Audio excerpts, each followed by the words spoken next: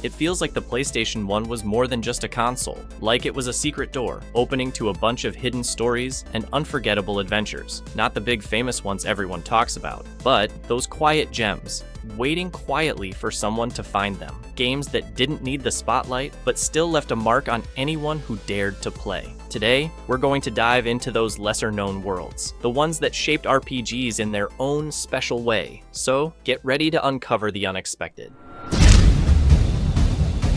Vagrant Story isn't just a game, it's a statement piece. Developed by Yasumi Matsuno, the mind behind Final Fantasy Tactics and Tactics Ogre, this was Square at its most experimental. You don't get towns, no shops, barely any NPCs to chat with, just you, a haunted city called Le Monde, and a lot of creeping tension. You play as Ashley Riot, a risk breaker, some kind of magical detective knight hybrid, on the trail of a rogue cult leader, and what follows is a descent into madness, mystery, and some of the most intricate weapon crafting the PS1 ever attempted. The game uses a gridless, action-time combat system where you target specific body parts. Want to disable an enemy's arm? Go for it, but make sure your weapons are tuned for the right enemy type, or you'll be bouncing hits like you're attacking with a spoon. It's dense, it's dark, it's unapologetically complex, and yet every time you start over, you notice something new, a mechanic you missed, a plot twist that hits harder. If you ever wanted a gothic Final Fantasy that leans more Shakespeare than shonen, this one's for you. Here's one most people never even saw on shelves. Cardia is what happens when Final Fantasy Tactics goes full-on magic theology. It's a tactical RPG with a twist. Every spell, every item, every summon. It's all crafted by writing magical text on parchment. Literally, you collect words, you combine them, and the results shape your army. There are two distinct campaigns, one for Toxa, a knight, and one for Lacrima, a priestess, each showing different sides of the same war-torn world. Visually, it leans heavy on Yoshitaka Amano's iconic wispy designs. So yeah, it's moody,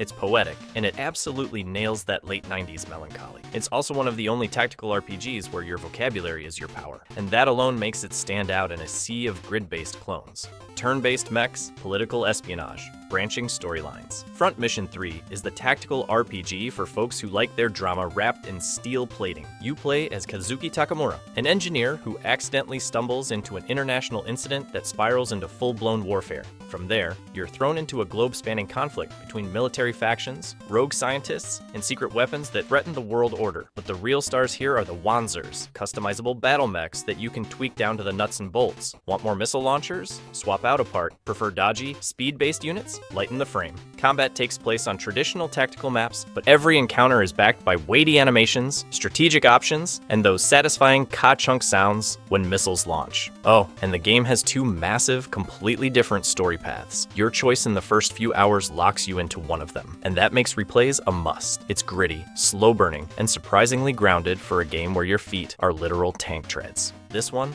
total sleeper hit. Based loosely on the Chinese legend Journey to the West, Sayuki throws you into the role of Sanzo, a monk tasked with reaching India to restore balance to a chaotic world. The game plays like a tactical RPG, but with a few clever twists. Each main character can transform into a powerful beast form once their chi gauge is full, turning regular attacks into devastating magical blows. That shape-shifting mechanic, it never gets old. Environments also play a role in battle. You've got terrain types, elemental affinities, and elevation to consider, all of which can tip the scales in a tough fight. And then there's the storytelling. It's part myth, part anime, part philosophical journey. Characters struggle with faith, fear, destiny, and how to hold on to hope when the gods themselves seem cruel. It's not flashy, but it's deep, and it's the kind of RPG that quietly leaves a mark. Think Risk meets Final Fantasy Tactics. Brigandine is a territory control strategy RPG where you choose a kingdom and conquer the continent one battlefield at a time. Each country has its own ruler, troops, and backstory, and the war unfolds through months of planning, summoning monsters, and deploying your best commanders to seize enemy castles. The battles? They're grid-based, turn-based, and packed with summoned beasts like griffins, golems, and hydras. You build squads, level them up, and try not to lose your best units to a surprise crit. It's slower paced, more methodical, but deeply satisfying if you love strategy with consequence. Plus, with multiple factions to choose from, every playthrough feels different. It's one of the most slept-on war games of the PS1 era, and it still holds up shockingly well today.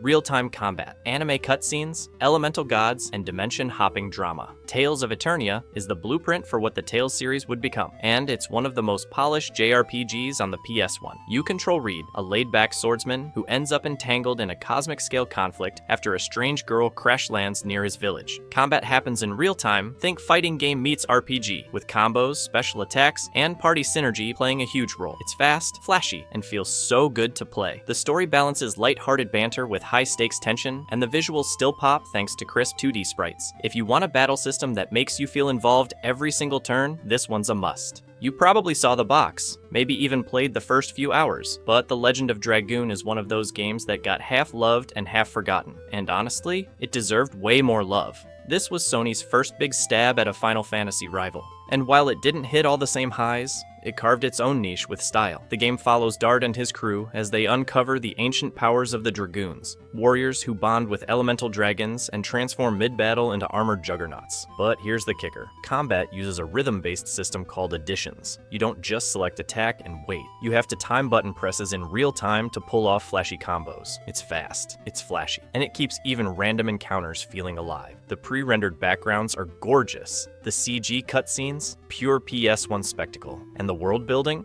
full-on high fantasy, with enough twists to keep you hooked. It may not be perfect, but it's memorable, and that counts for a lot. Don't let the cutesy art style fool you. Guardians Crusade might look like baby's first RPG, but it's hiding some seriously cool ideas. You play as a young knight named Knight. Yeah, creative, I know. And you're tasked with protecting a mysterious baby creature named Baby. Yes, Baby. But here's where it gets cool. Baby isn't just a companion, it transforms. It evolves depending on your actions, unlocking different forms and powers that directly affect combat. Also, your world map exploration? Completely seamless. No loading, just walk from one town to the next, like you're in some proto-Breath of the Wild experiment. Combat is straightforward turn-based, but with summonable living toys that act as allies, buffs, or even decoys during fights. And trust me, using the right toy at the right time can turn a losing fight into a clean victory. It's gentle, it's weirdly calming, and it definitely deserved more attention than it got. What if an RPG let you date your party members to power up your weapons? No, seriously. That's the actual premise of Thousand Arms. It's half turn-based JRPG, half dating sim, and somehow it works. You play as Mace Triumph, a fire-wielding blacksmith with a thing for flirting and fighting evil cults. The game's entire weapon system is built around forging. But the stronger your bond with female allies, the better your gear becomes. So yeah, leveling up means spending time at restaurants, going on awkward PS1 era dates, and trying not to say something stupid. The art leans heavily into anime tropes. Loud, colorful, a little over the top. But underneath the jokes is a solid RPG system with clever mechanics and decent strategy. Think Persona Lite meets Tales of Destiny with a dash of 90s teen comedy. And if that doesn't intrigue you, nothing will. Imagine if Studio Ghibli and Pokemon had a baby, and that baby got really into dark forests, curses, and monster fusion. That's Jade Cocoon in a nutshell. You play as Levant, a cocoon master, tasked with capturing corrupted beasts called minions to purify your cursed village. But unlike Pokemon, these creatures aren't just caught and stored in some friendly ball. You merge them, evolve them, and end up with monsters that carry the DNA and appearance of their ancestors. Combat is simple, but stylish, with a single monster battle system that hides surprising depth. The real charm, though, is the world building. It's steeped in ancient forest spirits, shamanic traditions, and some hauntingly beautiful music. This game has a melancholic soul. The art, co-designed by Katsuya Kondo of Ghibli fame, brings a quiet elegance to every scene, even when you're knee-deep in giant caterpillars. If you're looking for a monster game that's more spiritual than sporty, Jade Cocoon is a hidden treasure worth revisiting. Shadow Madness is weird. Who made this and why does it feel like a lost Twin Peaks episode? Weird, but hear me out.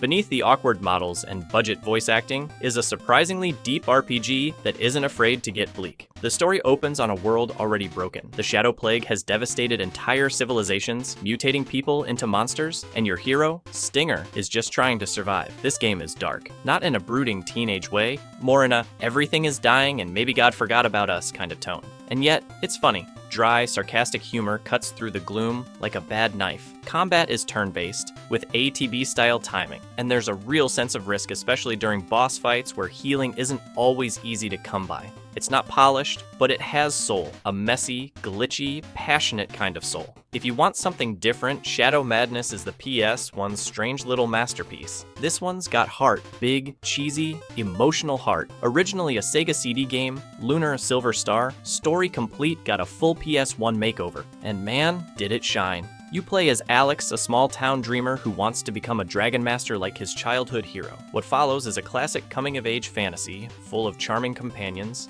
magical lands, and a villain that somehow makes you almost sympathize with him. Combat is turn-based with light strategy, character position actually matters, and boss fights can feel epic in scale despite the 2D sprites. But it's the voice acting, anime cutscenes, and incredible soundtrack that carry this one straight into legend status. It's hopeful, it's warm, and even decades later it still feels like a perfect weekend adventure. And there you have it, 12 PS1 RPGs that flew under the radar, but still hold that special spark. They weren't the loudest or the biggest, but they took risks, told unique stories, and left behind memories for the few who found them. If even one of these gems made you curious, then this trip was worth it. There's a whole world of forgotten adventures out there, and they're just waiting to be played again. Thanks for sticking around. And hey, don't forget to save your game.